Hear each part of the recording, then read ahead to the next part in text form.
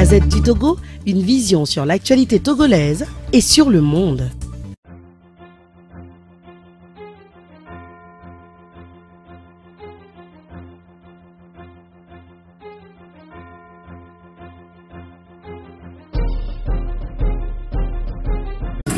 Bonsoir Audrey, et merci de cette invitation, et j'en profite pour souhaiter un très joyeux anniversaire à la Gazette, comme quelqu'un l'a dit, qui est devenue en fait notre télévision nationale au Togo. Vraiment joyeux anniversaire et félicitations pour tout le travail abattu. Et voilà, je rappelle qu'on va vous reprendre dans un autre panel avec le professeur Togoata Pedouama pour nous parler de la responsabilité, la place et le rôle de l'élite dans la vie politique. Cas du Togo, docteur Gilbert Tchoualéniamou. Bonsoir et bienvenue. Bonjour, merci pour l'invitation. Joyeux anniversaire à la Gazette. Longue vie et puis restez accrochés à votre ligne éditoriale. Restez dans la vérité et dans l'éthique, c'est important. Merci beaucoup. Alors, je reste avec vous. Dites-nous, sur le plan santé, comment se porte le Togo? Sur le plan santé. Bon. Excusez-moi, ça me fait rire parce que c'est. Il paraît que vous avez refusé de vous soigner. C'est pénible. Donc, nous, faites ça. Ah oui, oui. C'est vous qui êtes naturel. Les patients. Les patients, les Togolais. Oui. Et vous ne trouvez pas que c'est quand même paradoxal que ce soit les médecins qui fassent grève pour que vous, les patients togolais, soyez mieux soignés? Vous ne trouvez pas qu'il y a un problème qui ne va pas? Quand vous allez vers l'hôpital et que vous voyez un hôpital en déliquescence, ça ne vous dit rien. Et que ce soit le personnel citoyen qui commence par réclamer des conditions meilleures pour sauver les vies des Togolais, et que malgré ça, ça ne fasse rien à personne. Je vais revenir un peu sur ce que Dr Tchoualéniamou a dit, pour dire qu'effectivement vous avez posé la question de savoir quel est l'état de la santé au Togo. La santé est malade. Ceux qui sont passés dans les panels précédents, on parle de l'économie qui est malade. Nous ajoutons que la santé, malheureusement, est malade, et c'est à l'image de l'ensemble du pays. Je ne sais pas si je pourrais peut-être vous montrer quelques images tantôt, vous faire un peu l'état des lieux, et ensuite Dr Tchoualéniamou, qui est un des grands responsables du SYNPOP, du Syndicat national des praticiens hospitaliers du Togo, pourra vous expliquer un peu quels sont les gros problèmes que nous avons et quelles sont les requêtes, les exigences, quelle est la plateforme revendicative que nous avons aujourd'hui. Voilà, quelle est donc la plateforme revendicative du syndicat, dont l'objectif essentiel est d'améliorer l'état de santé de la population, d'améliorer les prestations de soins, de faire en sorte qu'il y ait des équipements nécessaires pour pouvoir justement apporter les meilleurs soins. Vous avez demandé que lorsque les malades arrivent et qu'on refuse de les soigner, en fait on ne refuse pas de les soigner. Nous sommes conscients que nous n'avons pas l'outillage nécessaire pour administrer les meilleurs soins. Et à un moment donné, il faut s'arrêter, parce que sinon on se rend complice d'une situation qui est inacceptable. Il faut s'arrêter et exiger un minimum pour pouvoir donc travailler. Voilà. Alors, merci. Donc, on va donc vous suivre. On va sur ces images qui vont nous permettre d'avoir une idée sur l'état de santé de nos hôpitaux, c'est ça, non? Ok, merci. Je pense que...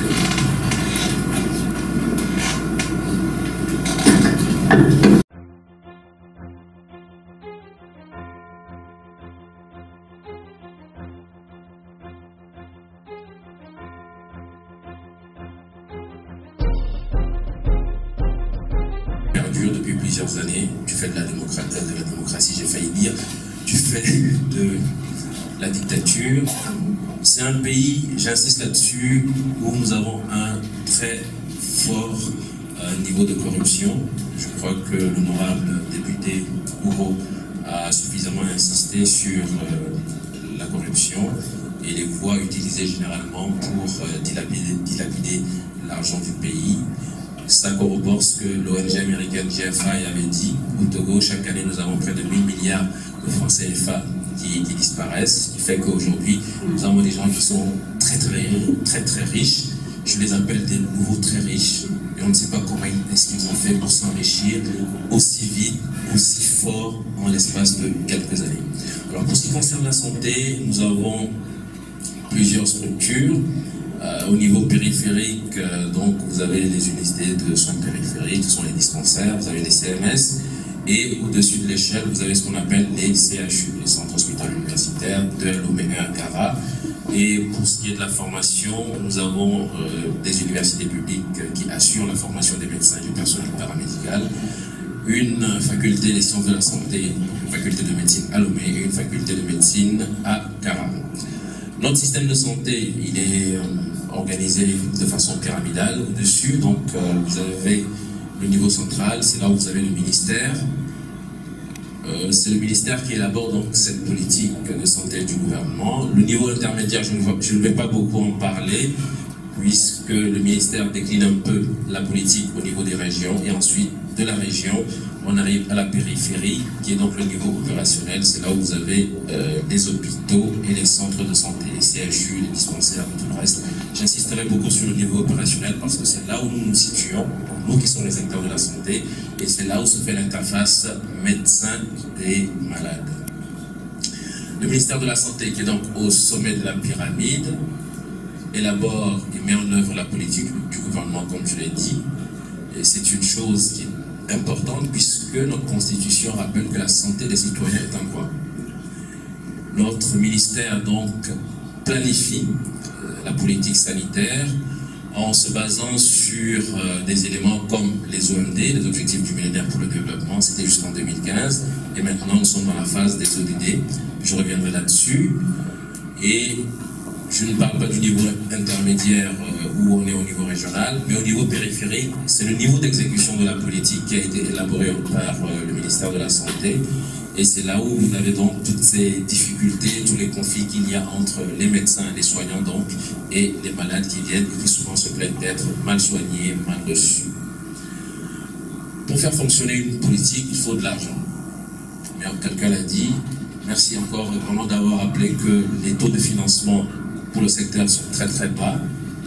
En fait, cela a une explication, c'est parce que la santé n'est plus une priorité. Depuis les années 1970, avec la crise pétrolière, il y a eu une politique d'ajustement structurel et progressivement, donc l'État s'est désengagé des secteurs sociaux comme l'éducation, comme la santé. Et depuis, donc, nous avons un budget qui tourne autour de 5 à 6% annuellement pour la santé. L'honorable a rappelé que pourtant, à Abuja, le chef d'État s'était engagé à augmenter le budget pour la santé à 15% pour tous les pays, parce qu'il s'était rendu compte que depuis les années 70, donc, l'état de la santé, l'état du système de santé dans les pays africains était très mauvais et qu'il fallait faire quelque chose pour améliorer les prestations de soins. Mais malheureusement, au Togo, on est resté bloqué à 6%, ce qui fait que chaque année, c'est à peine le tiers des dépenses prévisionnelles du secteur qu'on arrive à assurer. Et bien sûr, cela a des répercussions négatives sur le système de santé, puisque si on estime que c'est avec 15% qu'on peut arriver à répondre aux besoins en termes de santé, que c'est seulement 5% qu'on alloue au secteur, c'est normal que les 2 tiers des besoins ne soient pas assurés. Cela a donc des conséquences, et je vais donc vous exposer ces conséquences en rappelant que pour vous présenter ces conséquences, je me suis basé un peu sur les OMD. Les OMD qui ont été l'ossature de la politique sanitaire de notre pays sur ces dernières années. D'accord ? Alors les OMD, il y en avait 3 pour la santé, l'objectif 4, l'objectif 5 et l'objectif 6. L'objectif 4, il consistait à réduire la mortalité des enfants. L'objectif 5, améliorer la santé maternelle. Et l'objectif 6, combattre le VIH-Sida, le paludisme et les autres maladies. Alors l'objectif 4 consistait à réduire donc le taux de mortalité des enfants de moins de 5 ans. On était à 124 pour 1000. Tout ce qui est en rouge, c'est les chiffres qu'on avait, d'accord? Et en bleu, c'est l'objectif qui était visé, la cible. Donc on voulait passer de 124 pour 1000 à 51 pour 1000 en ce qui concerne la mortalité des enfants de moins de 5 ans. Et le rapport de 2014, donc à 1 an de l'échéance, le rapport disait que c'était impossible. Vu la tendance, il était impossible que le Togo puisse atteindre ce chiffre. Il en était de même pour le taux de mortalité infantile, invraisemblable. Pour la proportion des enfants vaccinés contre la rougeole, c'était également impossible, invraisemblable. Si on prend la santé des mères, le nombre des décès maternels pour 100 000 naissances violentes a passé de 300 décès pour 100 000 naissances à 143 décès pour 100 000 naissances, la tendance démontrait qu'au terme de la période, il était impossible que le Togo atteigne cet objectif. Il en était de même pour la proportion des accouchements assistés par du personnel de santé qualifié. L'objectif 6, lui, semblait donner un espoir, parce que là, on pensait que le Togo pouvait effectivement passer de 3%, pour ce qui concerne le VIH en tout cas, à moins de 2%. Mais là, je m'arrête en même temps pour dire une situation que nous sommes en train de vivre actuellement, et je pense que le docteur Tureniano pourra vous en reparler, parce que c'est lui qui m'a d'ailleurs informé. Donc nous étions heureux de voir que, en fait, cette tendance était bonne. Nous pouvions passer de plus de 3% à moins de 2% par rapport aux maladies aussi graves, à la maladie comme le VIH-Sida. Mais depuis quelque temps, on se rend compte qu'il n'y a plus de médicaments contre le VIH-Sida. Il y a une rupture d'ARV, ce qui fait que vous avez beaucoup de malades qui se retrouvent sans médicaments ou avec moins de médicaments. Et c'est une bombe à retardement. Et je vais vous expliquer pourquoi.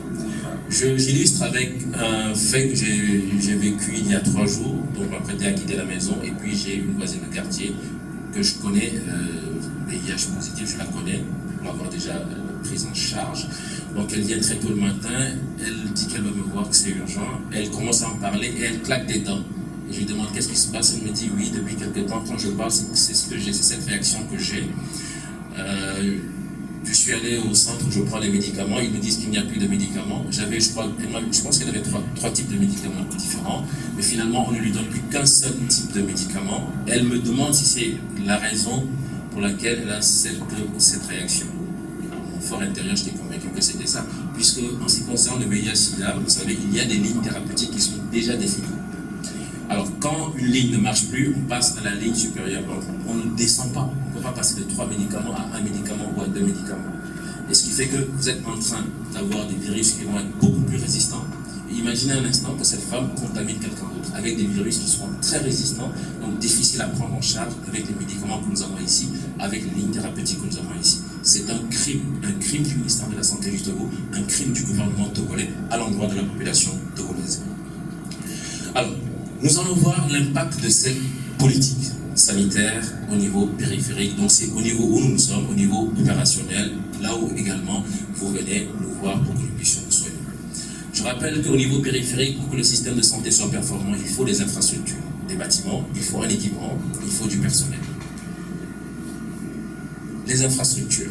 Pourquoi ces images? En fait, je les ai prises. Je rappelle en même temps que je suis chirurgien, mais pour cette fois-ci, je n'ai pas voulu prendre des images de la chirurgie parce qu'on pourrait penser que c'est le seul secteur qui est en souffrance. Donc cette fois-ci, je me suis appesanti sur la pédiatrie et la maternité. Alors je suis allé au service de pédiatrie du CHU Sylvanus-Olympio pour une bonne raison. Il y a quelques mois, je crois que c'était en juin ou en juillet, j'étais en discussion avec, je peux donner son nom puisqu'il n'est plus là, M. Berlinga Martinez, ancien ambassadeur de l'Union européenne, et il me disait, mais tout offusqué, qu'il ne comprend pas. Lui, il est sorti de la messe un dimanche, il a voulu se promener et il est allé au service de pédiatrie du CHU Sylvanus-Olympio pour voir, de façon totalement informelle, il n'a averti personne. Il me dit, mais tous les bâtiments qui étaient neufs, acceptables que j'ai vus, c'était apparemment des bâtiments construits par des institutions privées. Mais finalement, qu'est-ce que votre État a fait? Et ça fait tilt dans ma tête. Donc là, je suis allé, c'était la semaine dernière que j'ai pris ces images. Vous voyez effectivement un beau bâtiment où on prend en charge les enfants qui souffrent de cancer, donc oncologie pédiatrique. Vous voyez deux plaquettes là à gauche, une autre à droite. Alors quand on se rapproche, qu'est-ce qu'on voit? Je vais lire pour vous. Là, c'est pavillon d'onco-hématologie pédiatrique équipé par l'association Victoire. Donc, ce n'est pas l'État togolais, ce n'est pas fait par une action publique. Là, c'est pavillon d'oncologie pédiatrique restauré grâce à la généreuse contribution des associations IO, Domani, FIACOP. Personnellement, je ne les connais pas, mais on se rend compte que l'action publique est totalement absente. On continue. Là, c'est donc la réanimation pédiatrique, un beau bâtiment également, neuf, propre. On se rapproche et la plaquette, en fait, je l'ai agrandie ici. Ce pavillon a été rénové et équipé par la fondation Ecobank octobre 2009. On continue. Il n'y a pas que le CHU Sylvanus-Olympio. On va montrer également des images du CHU Campus. Alors, vous avez une petite vignette ici, voilà, qui montre un bâtiment. En fait, c'est ce bâtiment qui devait abriter le bloc opératoire de la maternité et également celui de la chirurgie. Donc ce bâtiment est resté en l'état pendant 3 ans parce qu'il n'y avait pas d'argent. Nous avions à l'époque dénoncé cette situation puisque les femmes venant accoucher au CHU Campus, lorsqu'elles devaient avoir une césarienne, devaient repartir pour le CHU Sylvanus Olympio ou pour l'hôpital de Berne. Donc beaucoup plus de souffrance, du retard dans la prise en charge, risque d'avoir un enfant mal formé ou avec une souffrance faisant que le cerveau, une fois qu'il a souffert dès la naissance, ce sont des séquelles que vous conservez, d'accord? Et il fallait absolument donc que le gouvernement injecte de l'argent pour mettre en place ce bloc opératoire, c'était inadmissible. Et là, ce sont donc les mêmes bâtiments, apparemment bien faits cette fois-ci avec de la peinture et tout. Donc c'est encourageant, on peut se dire, ah finalement l'État a pris conscience et on a décidé de mettre en place les infrastructures avec les équipements qu'il faut pour soigner les jeunes. Alors on se rapproche et voilà une partie de ce bâtiment et c'est marqué ici service de chirurgie pédiatrique avec une plaquette en dessous. Je vous agrandis la plaquette, salle d'hospitalisation réhabilitée par la BOAD 20 décembre 2016. On se demande où est encore l'action de l'État. On continue, je rentre dans le bâtiment. J'ai pu rentrer puisque le chef de service est un ami. Donc il me fait visiter son bloc en construction. C'était il y a quelques jours. Et il était tout heureux. Il me dit bientôt j'aurai un bloc opératoire. Donc on visite effectivement, les murs sont beaux, ils sont peints. Et il y a une jolie porte avec une couleur verte. Et il me demande, ah mais tu sais pourquoi j'ai fait mettre la couleur verte? Je dis non. Il me dit parce que c'est la société de Togossel qui est en train de mettre la peinture et qui va équiper. Donc bloc opératoire du service de chirurgie pédiatrique du CHU Campus. Encore une institution Je reviens au CHU de Coin. Là, nous avons parlé des infrastructures. Manifestement, l'État, depuis que le mandat social a commencé, n'est pas en mesure de nous mettre en place des infrastructures pour la santé. Nous allons parler un peu de l'équipement. Je retourne en pédiatrie au CHU Sylvanus Olympio. Je rentre dans une salle de pédiatrie. Je veux juste vous montrer les personnes dans lesquelles nos enfants sont hospitalisés lorsqu'ils sont malades. Là, c'est sans commentaire. Je vous les montre.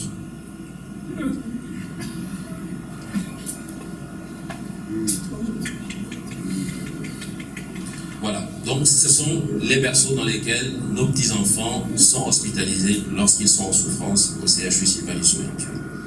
Je retourne au CHU Campus. Cette fois-ci, je vais visiter la maternité avec le médecin gynécologue qui me parle de toutes les difficultés qu'il a pour prendre en charge les femmes et il me fait visiter les sanitaires. Quand les femmes ont accouché, voilà les sanitaires où elles peuvent prendre une douche, etc., etc. Et vous voyez l'état de la porte totalement déglinguée, rouillée, sale, et regardez les murs. Je me dis, mais ce n'est pas possible. On ne va pas quitter sa maison pour venir ensuite accoucher dans une telle insalubrité, c'est inadmissible. Mais où va l'argent de notre pays? Je retourne avec lui dans le bâtiment que nous avons vu tout à l'heure, qui est en train d'être rénové, peint.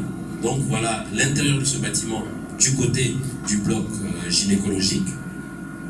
Donc on voit les murs qui sont bien carrelés et on voit des choses à l'intérieur qui ressemblent à un début d'équipement. Et il me dit en fait, ce sont des équipements qui ont été mis en place sur les murs. Ces équipements sont là depuis plusieurs années. Là également, ça a été mis en place depuis plusieurs années par la coopération canadienne. Les Canadiens sont venus. Ils ont voulu accompagner le gouvernement togolais. Donc ils ont injecté de l'argent, ils ont fait venir des équipements. Avec ça, on pouvait monitorer l'ensemble des patients hospitalisés dans la salle. Donc ils ont fait venir du matériel, ils ont commencé à mettre des choses et ils attendaient maintenant que le Togo fasse également sa part.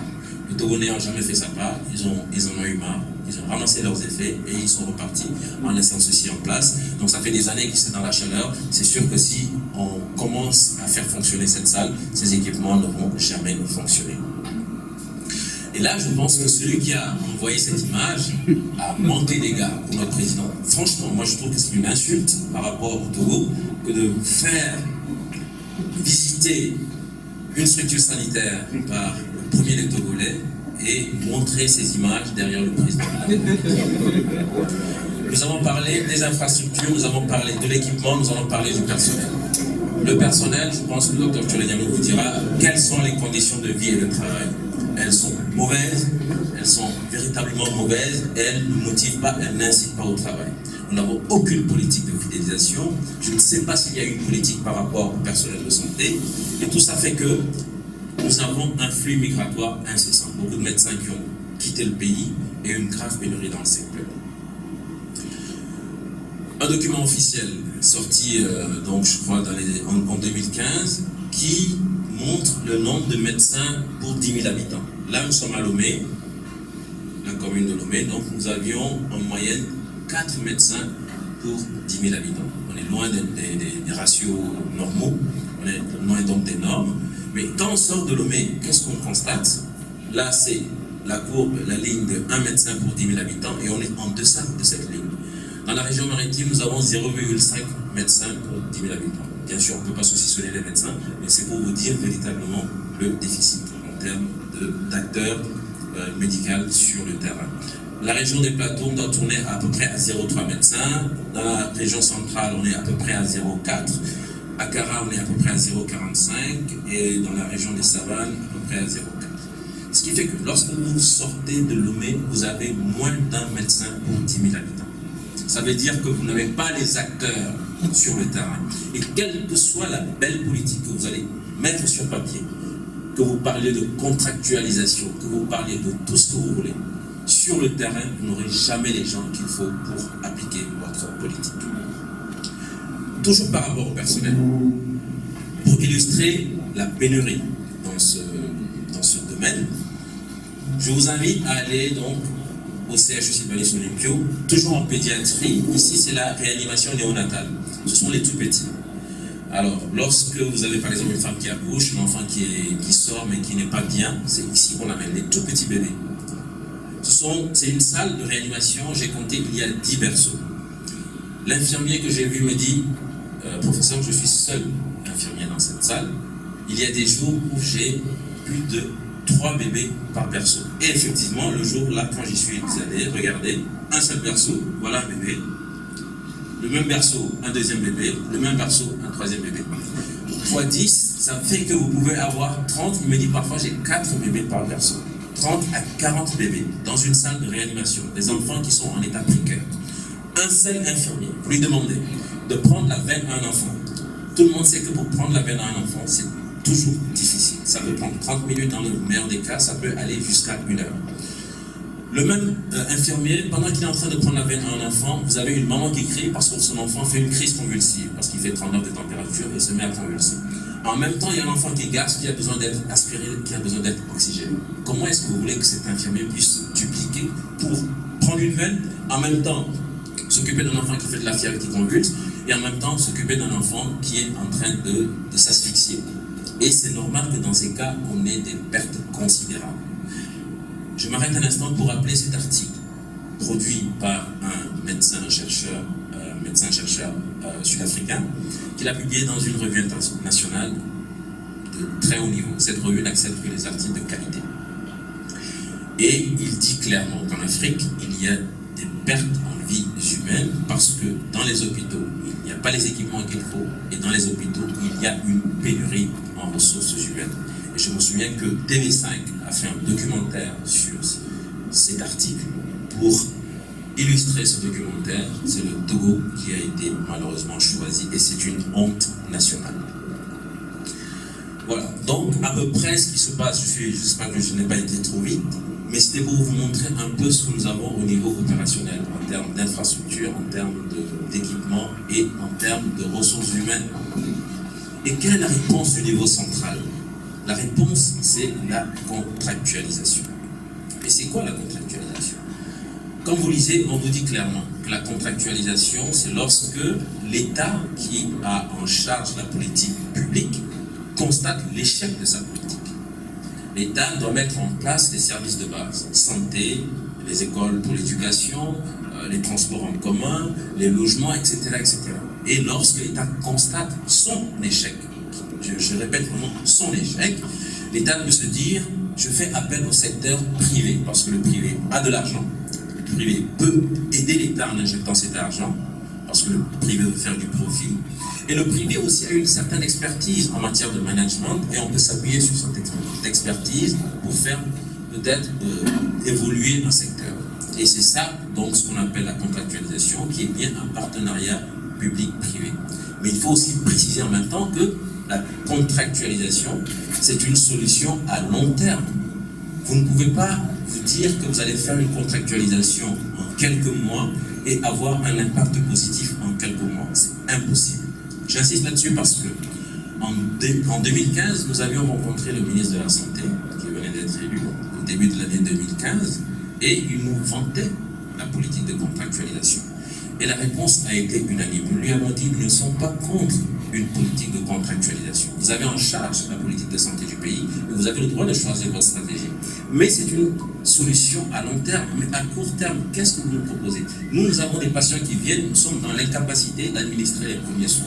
Nous n'avons pas des équipements. Les gens qui viennent, on ne peut pas faire des radios, on ne peut pas faire des bilans de routine, des bilans de routine.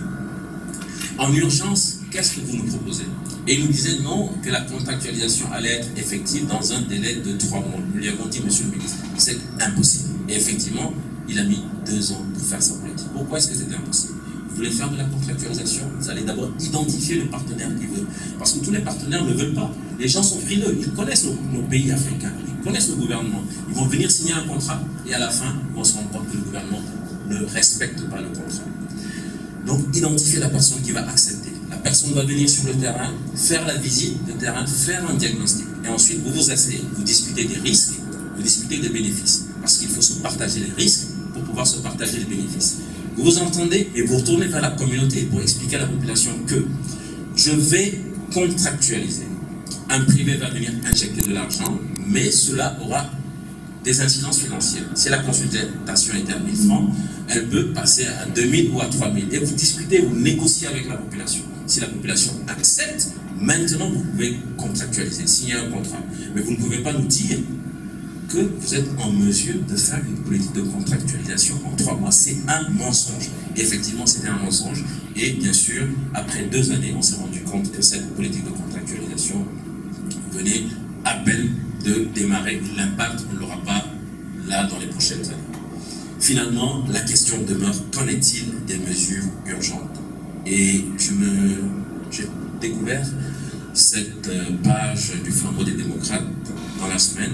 Et bien sûr, lorsque j'ai vu ça, j'ai eu froid dans le dos. L'EMI, c'est l'entraide médicale internationale. En fait, c'est la structure de pilotage du projet de contractualisation. Nous avons appris, moi j'ai appris en lisant cet article de presse, que l'EMI plie bagage.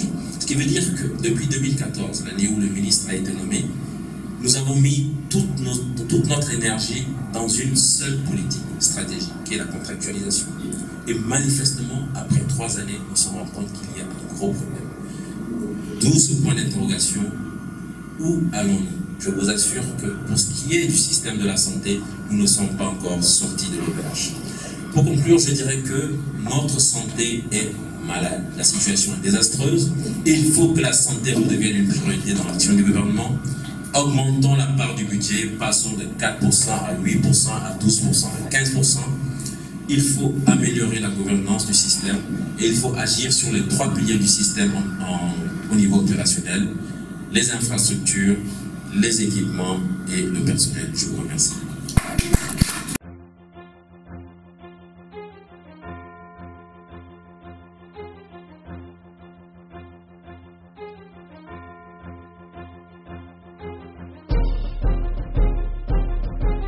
Que les images sont parlantes.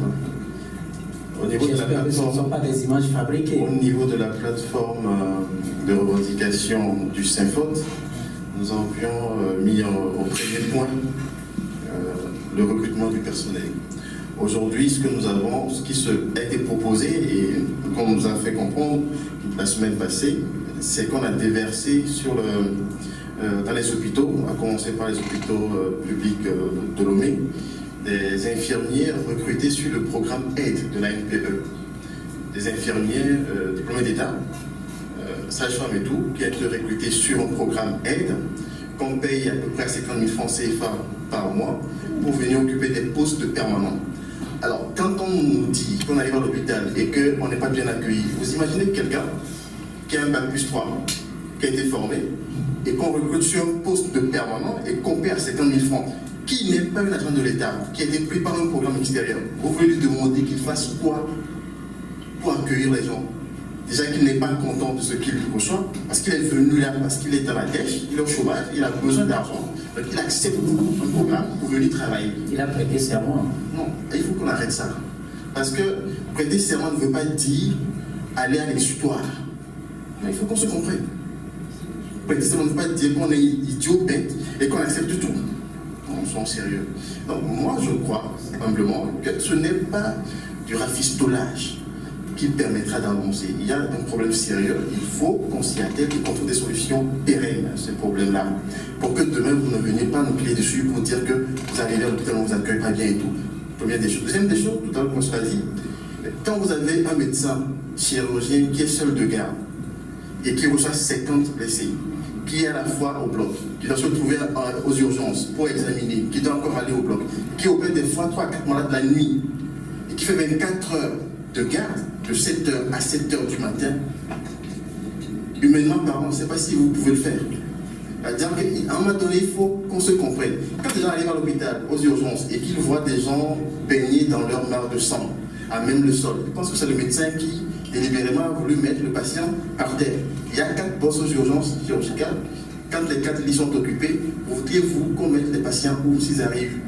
On les laisse là sur les pavés à l'entrée des urgences? Ou on fait comment? Donc, je crois qu'il faut qu'on dépasse ça. Et quand les gens pourfondent à volonté le personnel soignant en l'accusant de tout, vol, mauvais accueil et tout, je me dis, à un moment donné, il faut qu'on arrête. Venez vous mettre à leur place et essayez de faire comme. Si vous pouvez tenir, c'est une très bonne chose. C'est une très bonne chose. On fait déjà ce qu'on peut. On n'est pas tous des saints, mais on fait ce qu'on peut parce qu'on a envie de le faire.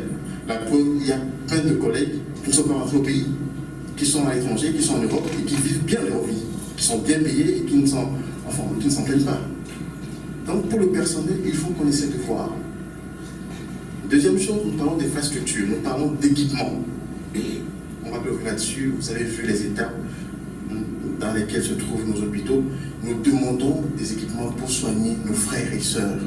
J'ai l'impression, ce n'est que mon avis, j'ai l'impression qu'il y a plus important pour des gens que de soigner. Parce que quand vous voyez le défilé macabre que nous avons des corps vers la morgue tous les jours au CHU, et qu'on veut bien faire de la morgue un élément pour la contractualisation, je me demande à un moment donné, est-ce que nous sommes là pour les morts ou nous sommes là pour les vivants? C'est-à-dire, on veut rentabiliser la morgue. À un moment donné, on se pose des questions. La santé publique, ce n'est pas rentabiliser une morgue. C'est de sauver des vies. On doit éviter la mort et non le contraire. On se pose des questions. Vous comprenez un peu? Voilà. Et maintenant, en troisième lieu, nous demandons ce que notre corporation ait un statut particulier. Depuis plus de 10 ans, disons, on a commencé l'action de CFO, en 2010 déjà, nous avions fini de rédiger un statut particulier de la santé. Il a été rédigé et il a chopé sur des points de prime. Ça fait 7 ans, 8 ans bientôt, ce statut est là, il dort quelque part dans un tiroir, on ne sait où. On ne l'a pas encore adopté. Et nous demandons qu'on adopte pour que chacun sache ce à quoi est destiné son travail, droit, devoir. Et donc par rapport à ça, vous êtes en mesure de nous dire que non, tel médecin n'a pas bien fait son travail et qu'on peut. Et d'ailleurs, nous sommes les premiers au CFOT à demander aux gens de se plaindre si besoin est.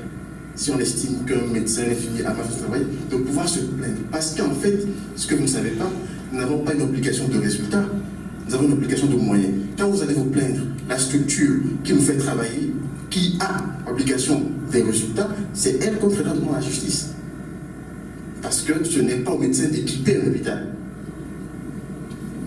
Très bien, on vous a assez compris. Je rappelle que j'avais produit un article sur cette publicité de la mort. Vous allez dans une structure sanitaire pour vous faire soigner. Vous voyez pratiquement qu'on est sur tous les piliers morts et on met la direction. Mort, psychologiquement, vous vous préparez à y entrer. Donc, j'avais produit un article là-dessus et il y a quelqu'un qui mange dans l'assiette familiale qui m'avait appelé. Il m'avait un tout petit peu intimidé. Je lui ai dit, le jour où il sera là-bas, je viendrai le visiter. Et bizarrement, il n'a pas fait 3 mois, il était parti. Donc on va donner la parole à l'assistance. Aujourd'hui, voilà un peu peint le tableau de la santé de notre pays sur le plan santé, si je peux me répéter. Alors, on vous donne la parole pour avoir deux questions. Avant que l'assistance... Tout à l'heure, au début, j'avais fait un petit coup de gueule à ta première question. Mais ça, c'est habituel. Le professeur a essayé d'édulcorer un peu les choses, mais je vais revenir là-dessus. Parce que je me pose la question. Nous avons tous suivi, Togolais, le reportage de TV5 sur l'état de notre situation de santé. Et juste après, à un moment donné, le CINFOT a fait des mouvements. Mais je me pose une question, je voudrais bien qu'on m'aide à répondre. Je voudrais bien qu'on m'explique pourquoi. Est-ce une partie togolaise ou est-ce que le Togolais est foncièrement malade de quelque chose d'incompréhensible? Alors, est-ce que vous trouvez normal que depuis bientôt 2 semaines que nous sommes en grève, la population togolaise, qui est la première qui bénéficie des soins, se contente simplement de dire nous sommes de cœur avec vous. Nous sommes de cœur avec vous. Je me demande si c'est pour nous-mêmes, agents de santé, qu'on fait la grève ou que c'est cette population-là qu'on fait la grève. Je veux qu'ensemble ici, qu'on puisse... Je veux comprendre quelque chose. Parce qu'à un moment donné, on se dit, mais est-ce que ça vaut la peine? Parce que si c'est juste pour nous dire, on est de cœur avec vous, pour que ça ne tire non plus sur l'opposé, quoi, et se regarder. Vous allez quitter le pays aussi? Non, pas forcément, mais c'est une question fondamentale et je pense qu'il faut qu'on trouve une réponse. Très bien, merci. Oui, si je peux. Je remercie effectivement Dr Dioulagnano d'avoir poussé ce coup de gueule et ça permet de poser une problématique. Si je prends l'exemple d'un pays comme le Sénégal, lorsque le Sénégal a eu son appareil de radiothérapie qui est tombé en panne, très rapidement, c'est la société civile dans son ensemble qui a revendiqué et le gouvernement a dû mettre en place 2 ou 3 appareils de radiothérapie pour le pays. Au Togo, nous avons vu le reportage de TV5, nous avons vu depuis plusieurs mois ou plusieurs années l'état de déliquescence de notre système de santé. Et là, nous apprenons que les malades qui souffrent de VIH-Sida n'auront bientôt plus de médicaments. Est-ce que vous pensez que la société civile, à travers des organisations de la société civile, ne devrait pas aller vers le ministère de la Santé, s'enquérir de ce qui se passe, poser des questions pour mieux comprendre? Parce que je vous assure que c'est une bombe à retardement ce que nous sommes en train de vivre actuellement dans le système de santé. Ces malades qui souffrent de VIH-Sida ont développé des formes très résistantes de virus et je ne sais pas comment est-ce que nous allons faire dans les années qui viennent. Est-ce qu'il faut encore, comme il a dit, dire nous sommes de cœur avec vous, ou bien est-ce qu'il y a des organisations de la société civile versées dans le secteur de la santé qui vont se lever et aller vers le gouvernement pour poser des questions au ministre et essayer de savoir les solutions qui sont proposées? Merci. Donc, je crois que l'assistance a la parole à partir de cet instant.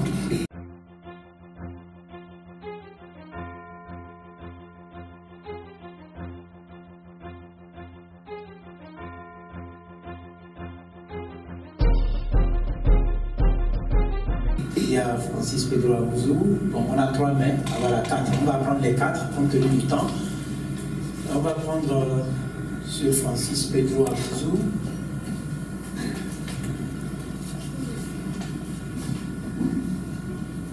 Merci. Les Ivoiriens disent Yako.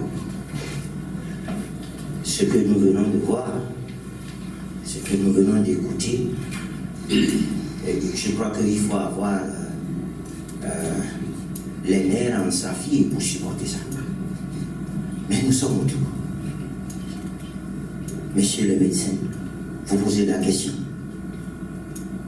Est-ce que nous sommes de cœur avec vous? Ça suffit. Le Togo est comme ça, malade. Le plus grand mal que ce régime nous a fait, c'est de nous enlever notre être. Bien sûr, ils ont tout volé, ils ont tout fait. Mais ils ont réussi à nous enlever ce que nous avons de plus cher, nous-mêmes. Donc quand vous posez la question, la réponse est là. Il faut que nous oublions ce régime pour que d'autres choses, d'autres gens, d'autres Togolais viennent pour régler ces problèmes-là. Ce sont des problèmes à régler à tout prix.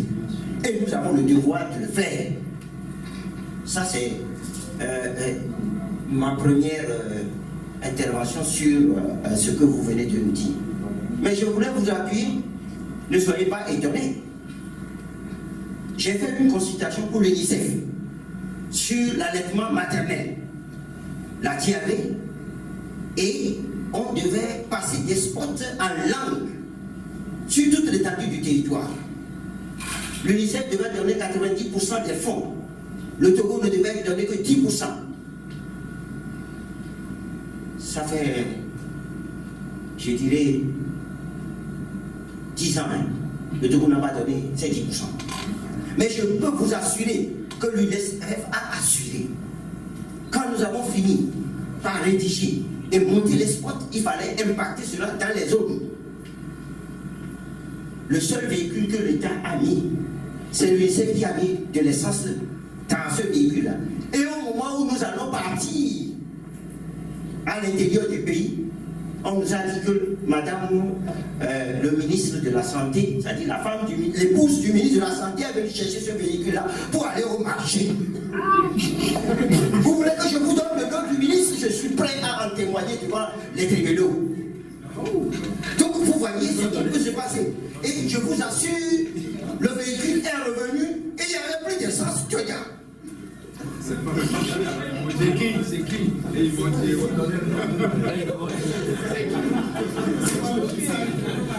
Parfois, on a envie d'exploser. Vous voyez? Simplement, ça. Le ministre qui a plusieurs véhicules chez lui. Je vous dis au passage, il a été Premier ministre aussi, et puis ministre de la Santé. Il faut qu'on fasse quelque chose pour sauver notre pays.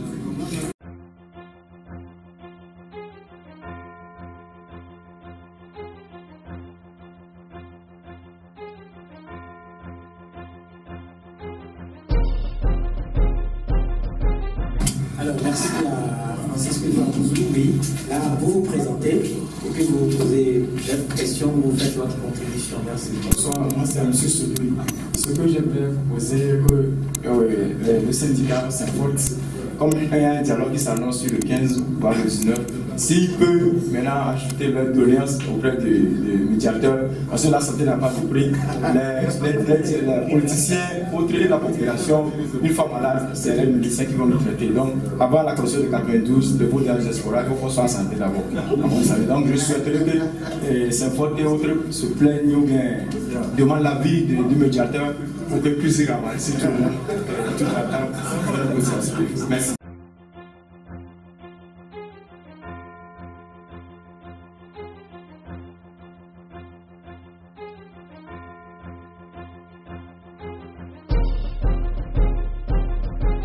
Merci beaucoup pour la contribution, mais je me fais violence pour vous dire quelque chose. Aussi longtemps que le peuple togolais sera un peuple à attendre sa solution de l'extérieur, nous allons tous mourir, nous allons tous trépasser. Il ne faudra pas que le Saint-Fort allait donner quoi que ce soit, mais vous et nous, qui avons du mal à nous faire soigner dans ces centres-là, nous devons prendre nos responsabilités pour amener le syndicat à mieux nous soigner. Merci. Une autre main, il y avait une autre main. Voilà. Esther Folie, Madame Folie. Afrique et Togo réveille vision.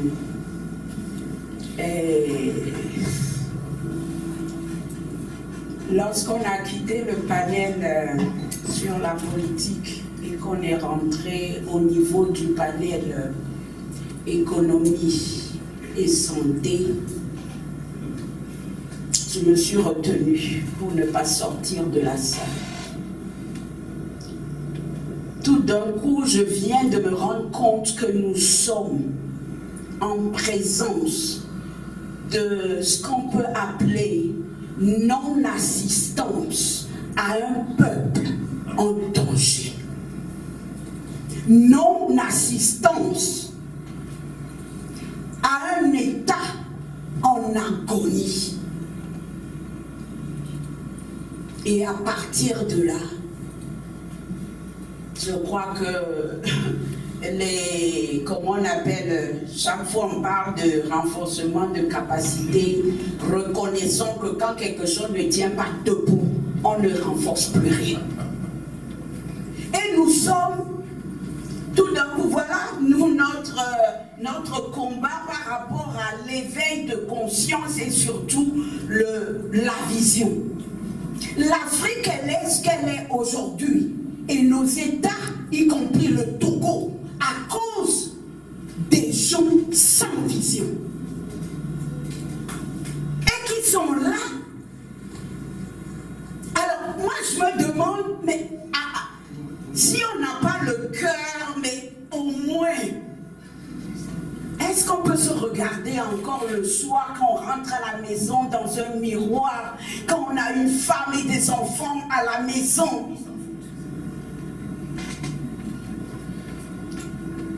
De toute façon, quelque chose va changer. Parce que nous sommes aussi de ceux-là qui sommes dans l'aspect prophétique pour dire, après avoir entendu tout cela, nous confirmons que le Togo nouveau, l'ordre de l'humanité, va apparaître bientôt. Et l'ancien Togo, il est mort et bien mort et bien mort. Merci. Merci.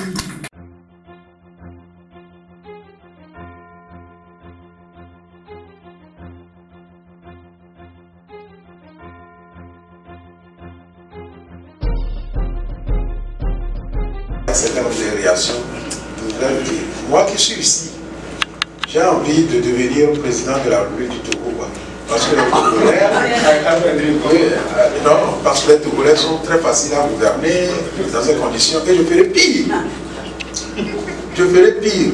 Quand c'est les médecins qui se révoltent et on dit, nous sommes avec vous. Depuis l'éducation, c'est nous les parents. J'ai l'impression qu'au Togo, pas j'ai l'impression, je peux confirmer qu'on nous a enlevé ce qu'on appelle le bien de la tête. Ça dit qu'on compte tout. On pense que c'est le mal qui est le meilleur. Nous tous dans cette salle, nous avions eu des parents, que ce soit qui ont passé par les CMS, qui sont passés par les CMS ou les centres hospitaliers. Alors, je vous parle, il y a des parents, non, mais quand il y a ces mouvements, qu'est-ce que nous pensons, qu'est-ce que nous faisons autour de nous? Donc, l'éveil de conscience doit nous interpeller. Rodrigue l'a dit tout à l'heure, et je voudrais dire à Madame Folly, que le Togo, l'ordre de l'humanité, ne paraîtra jamais. Le Togo, l'ordre de l'humanité, ne paraîtra jamais tant que nous qui sommes ici, nous citoyens, nous ne saurons pas que le Togo est l'ordre de l'humanité pour revendiquer. Il est temps, c'est parce que c'est l'heure aujourd'hui, aux citoyens que nous sommes. Nous devons nous engager, nous livrer pour pouvoir sauver ce pays. Parce que tout ce que nous sommes en train de voir aujourd'hui, ce n'est pas aujourd'hui. Ça date depuis la nuit des temps. Quelle est ma part? Voilà. Quelle est ma part? Quelle est ma part? Quelle est ma contribution? Je pense que ça serait le débat que nous devons mener. Ça serait la réflexion. Et d'ailleurs, nous devons sortir de cet engrenage de prière dans les églises et autres et mener des actions. Parce que moi je suis dans une congrégation, la prière vaut aussi que l'action. L'action aussi beaucoup la prière. Et nous Togolais maintenant, c'est la prière prophétique. Il faut qu'on agisse. Tant que nous n'allons pas agir, et on aura toujours peur de la mort, je pense que nous demeurons toujours dans cette situation comme ça. Et je dis des fois que les forces de l'ordre aussi nous font du bien. Parce que lorsqu'on fait des mouvements, il y a des gens qui ne veulent pas sortir, mais lorsqu'on rentre dans la maison, on les tape, ils reçoivent les conséquences plus que ceux qui sont dans la rue. Je pense que logiquement, et j'ai dit ça à la population, aux gens de mes camarades de bain, je leur ai dit, voilà. Donc, il y a beaucoup. Merci.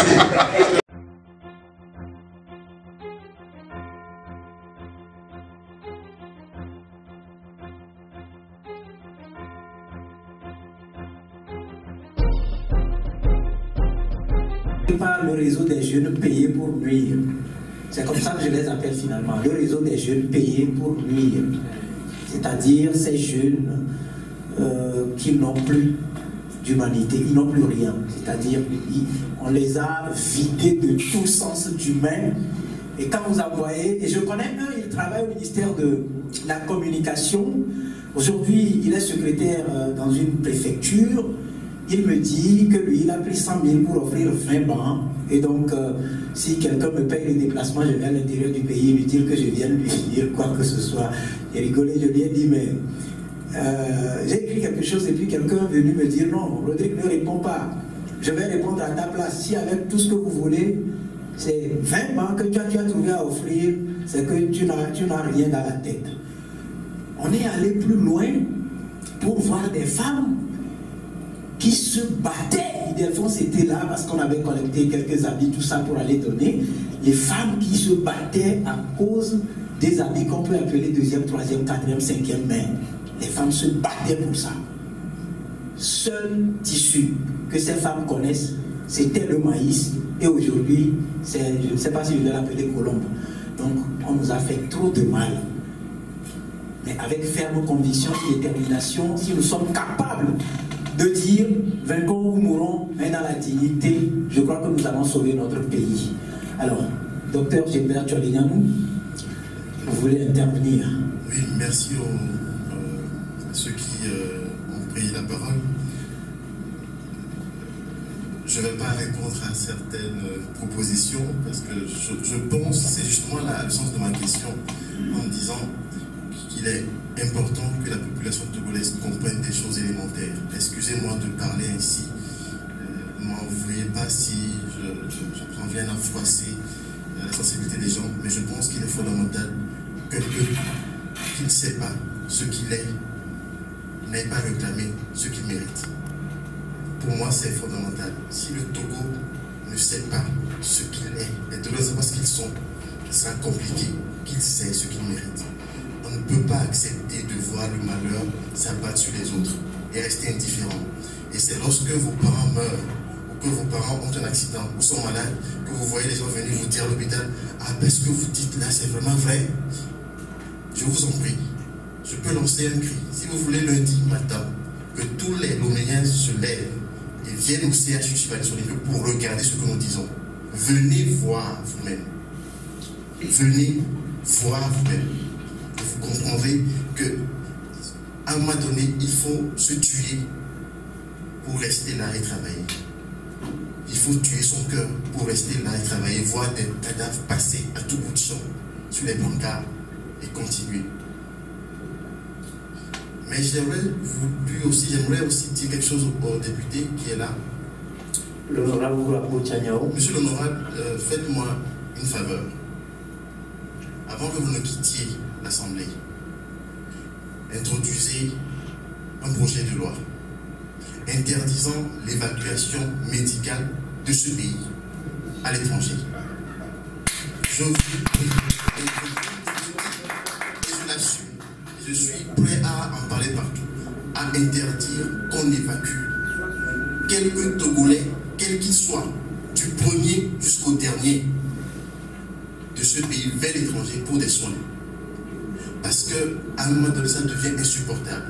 Qu'au bout de 5 céphalées, de 5 mal de dents, de 5 panaries, des gens prennent l'avion et qu'on les retrouve à Paris, à Cochin, pour se faire soigner parce qu'on en a vu.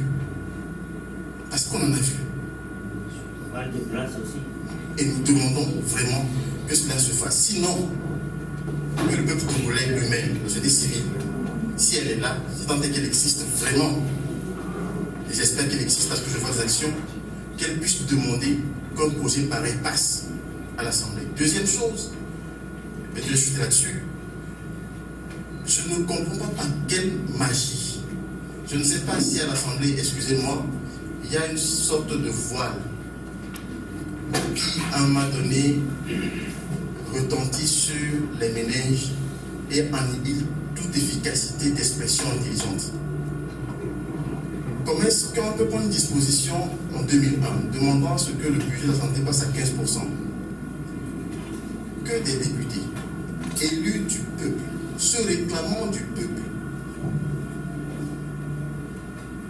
connaissent très bien leurs dispensaires et les hôpitaux où ils sont nés peuvent accepter de réduire le budget de la santé de 2 milliards pour qu'on soit à 4%. Monsieur le député, je veux qu'on m'explique ça. Je veux bien comprendre quelle est la chimie qui nous permet d'en arriver là. Quand on voit nos parents mourir, nos mamans mourir, qu'est-ce qui nous amène à accepter de pareilles choses? Je veux qu'on m'explique. Il se passe quoi pour que nous perdions l'humanité qui nous fait, qui nous caractérise? Il se passe quoi? Maintenant, si les gens veulent aller dans leur, je ne sais pas, envolée lyrique pour me coller au Saint-Faute les étiquettes d'opposants et tout, libre à eux. Mais une chose est sûre, vous ne pouvez pas évacuer tous les membres de vos familles. Vous ne pouvez pas les évacuer. Et malheureusement, il y en a parmi vous, il y en a qui meurent au Togo ici, faute d'équipement adéquat de soins. Donc, si vous voulez que la vie soit vôtre, équipez les centres de santé. Si vous voulez que le Togo prospère, prenez soin de la santé. Je vous remercie. Merci au docteur on va voir si le professeur David Dossé a quelque chose à ajouter, puis on va passer à autre chose. Non, je crois que l'essentiel a été dit. Pour nous, il faut véritablement que la santé redevienne une priorité. Je pense que nous avons suffisamment tourné en rond depuis quelques années et il faut qu'à partir de maintenant, les vrais problèmes soient posés, qu'on évite d'avancer de fausses hypothèses. Parce que moi, j'ai entendu les plus hautes autorités du ministère évoquer le fait que si on est dans une telle situation, c'est la faute exclusive du personnel de la santé. Je ne peux pas revenir sur ça. Voilà, exactement. Je pense qu'on ne va pas s'amuser. Il y a de véritables problèmes, des problèmes sérieux, des problèmes qui engagent la vie des hommes et des femmes de ce pays. Donc, essayons ensemble de poser les vrais problèmes pour qu'on puisse trouver les solutions adéquates. C'est tout ce que je peux demander aujourd'hui. Merci donc au professeur David Dossé pour son apport. Merci également à Dr Gilbert Tcholenyanou. Je pense qu'il doit y avoir une action. Parce que c'est à nous jeunes aujourd'hui de prendre nos responsabilités. Si on court derrière les 1000 francs, les 2000, les 5000, on ne fera rien demain. Nos enfants ne mangeront pas ça. On doit prendre conscience. Merci à vous. Messieurs, si je dis on est de cœur avec vous, ce n'est pas comme les autres l'ont dit. Et puis, nous allons tout à l'heure aller à l'intermède, mais bien avant, j'aimerais partager un adage avec vous. J'étais à Tado, j'ai rencontré un vieux. Je lui ai exposé un problème et le vieux m'a dit c'est difficile pour un sac vide de se tenir debout. Merci, je donne la parole à Ildefonse Apaki, on reviendra avec l'artiste. Le fleuve Oti. Quand on avait été sidéré par la scène qu'on voyait, parce que nous étions arrivés au bord du fleuve, il y avait des femmes, il y avait des enfants, il y avait ceux qui faisaient la lessive, et puis subitement, bon, avant subitement, on leur a demandé qu'est-ce que vous faites là? Ils nous ont dit ce que vous voyez, c'est ce que nous sommes en train de faire. Mais quand on venait, on a rencontré des gens qui portaient sur leur tête des bidons jaunes. Il y avait ces bidons jaunes là, justement, au bord du fleuve. On dit, faites quoi avec ceci? C'est l'eau là que nous buvons. Au moment où on nous disait que c'est l'eau là que nous buvons, il y avait un troupeau de bœufs qui est rentré dans le fleuve. Il y a certains qui s'abreuvaient, et au moment où certains s'abreuvaient, d'autres faisaient. Alors, on a une petite séquence de ce que nous avons vécu. Bon, voilà. Nous gardons le scoop même pour nous-mêmes. Donc voilà. Et c'est l'eau-là que ces populations boivent. Je rappelle que nous étions là il y a 3 semaines. Donc voilà. Merci. Merci.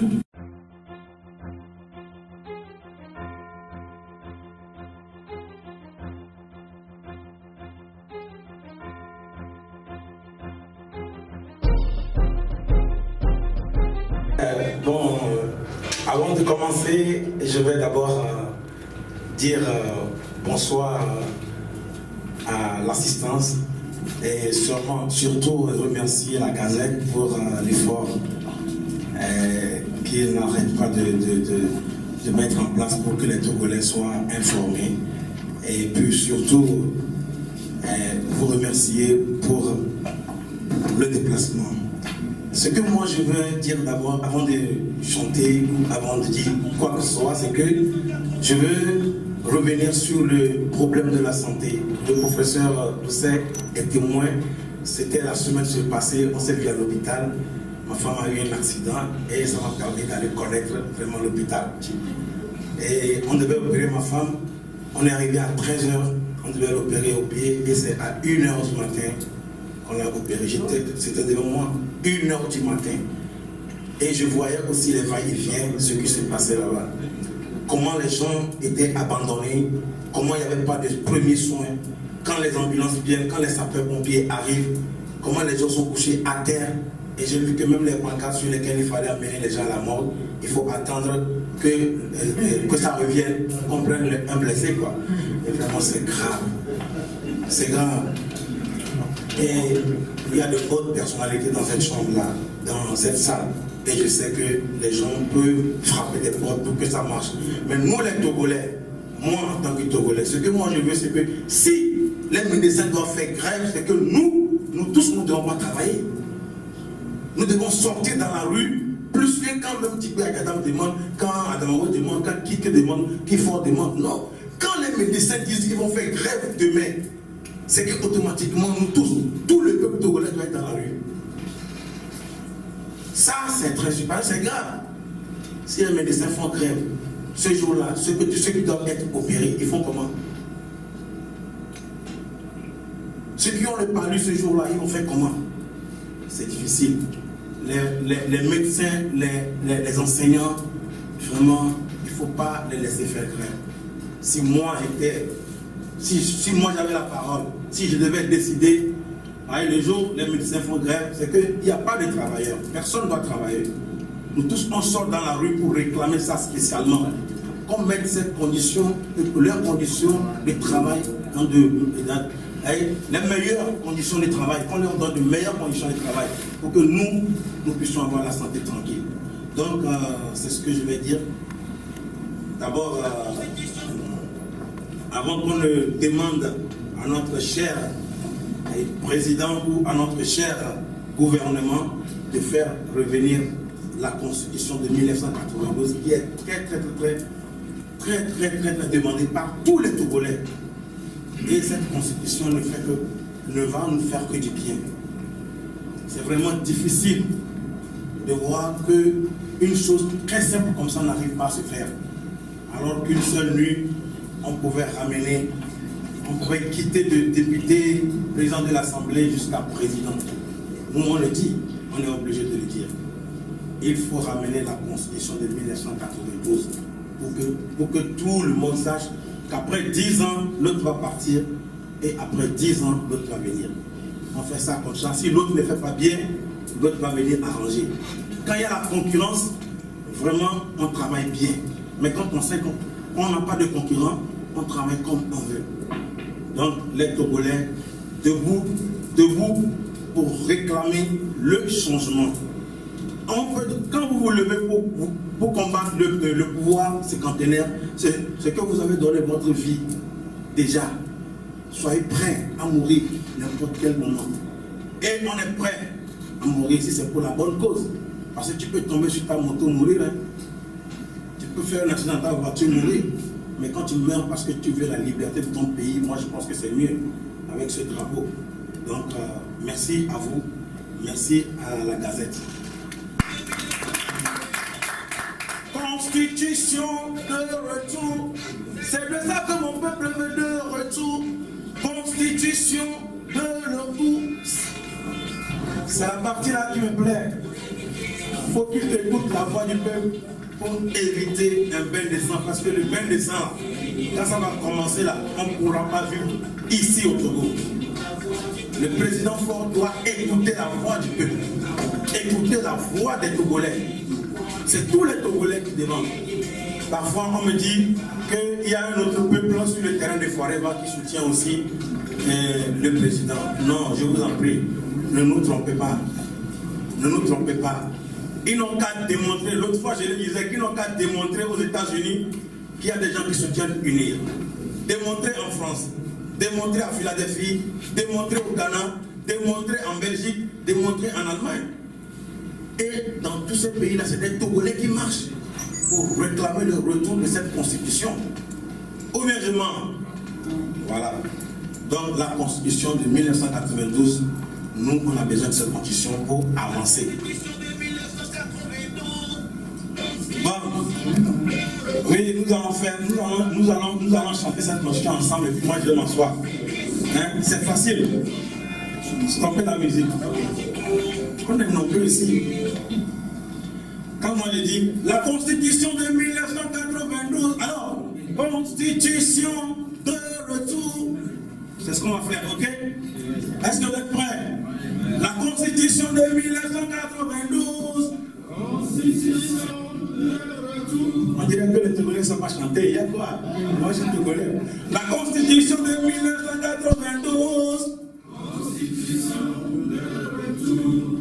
C'est de ça que mon peuple veut de retour. Constitution de retour. Écoute la voix du peuple pour éviter un bain de sang. Et nous qui tout quoi les tia et nibé trop les va.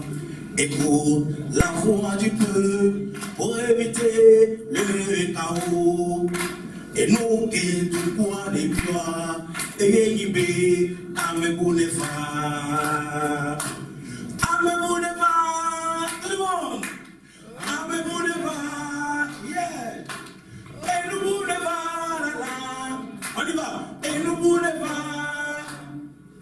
Le peuple ne veut plus de toi. Mais où est le problème, mon frère? Va dans la paix. Ne cherche pas de problème. Au-delà, c'est toi, bébé. Et toi, et les vieux. Toi, les vieux, trop. Alors, au-delà, c'est toi, bébé. On y va. Écoute la voix du peuple pour éviter un bain de sang. Et nous, qui tout quoi les tiens, et yimé, trop, ne va. Écoute la voix du peuple pour éviter le chaos. Et nous, qui tout quoi les tiens, et yimé, avec-vous, ne va. Merci. La Gazette du Togo, une vision sur l'actualité togolaise et sur le monde. Rejoignez-nous sur le www.lagazettedutogo.com ou sur nos comptes Facebook, Twitter et YouTube. Pour tout contact, écrivez à contact@lagazettedutogo.com ou appelez le 92 80 88 53. La Gazette du Togo, c'est l'information en continu.